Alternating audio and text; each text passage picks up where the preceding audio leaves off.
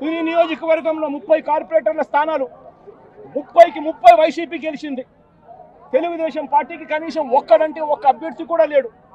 మళ్ళీ అలాంటి చోట ఎన్నికలు జరిగితే అలాంటి చోట వైస్ ప్రెసిడెన్సీని వయసుని ఎన్నుకునే ఎన్నిక వైస్ ప్రెసిడెన్సీని వయసుని ఎన్నుకునే ఎన్నిక వైస్ చైర్మన్ ఎన్నుకునే ఎన్నిక జరిగితే వైసీపీకి ఎలాగో వైసీపీ వాళ్ళను దౌర్జన్యం చేసి తీసుకునే పరిస్థితి లేకపోయేసరికి తెలుగుదేశం పార్టీ వాళ్ళు ఎన్నికనే పోస్ట్ పోన్ చేశారు. అంటే వీళ్ళకి అనుకూలమైన వాతావరణం వచ్చేదాకా ఎన్నికలు జరపరు.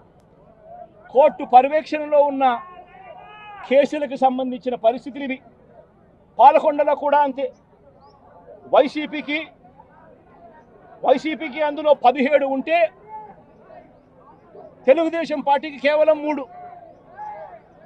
మళ్ళీ అక్కడ వైస్ ప్రెసిడెన్సీ అన్నది వైసీపీకి రావాలన్నా తెలుగుదేశం పార్టీకి రావాలన్నా, కానీ వీళ్ళకి అనుకూలత వచ్చేదాకా పోస్ట్పోన్మెంట్.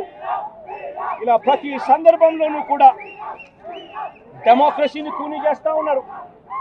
పోలీసులను వీళ్ళు ఇష్టానుసారంగా వాడుకుంటా ఉన్నారు. నేను ఇవాళ ఒకటే చెప్తా ఉన్నా, ప్రతి పోలీసు వ్యక్తికి కూడా చెప్తా ఉన్నా, మీ టోపీ మీద ఉన్న 3 సింహాలకు కనిపించే ఆ సింహాలకు సెల్యూట్ కొట్టడం మొదలుపెట్టండి.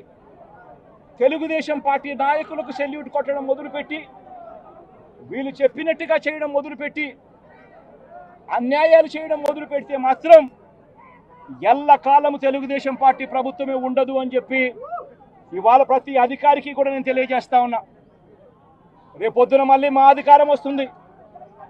వచ్చినప్పుడు అన్యాయం చేసిన వీళ్ళందరినీ, వీళ్ళ అధికారులందరినీ, అన్యాయం చేసిన ఈ నాయకులందరినీ కూడా బట్టలు కూడా తీసి నిలబెడతామని చెప్పి కూడా ఈ సందర్భంగా తెలియజేస్తా ఉన్నాను.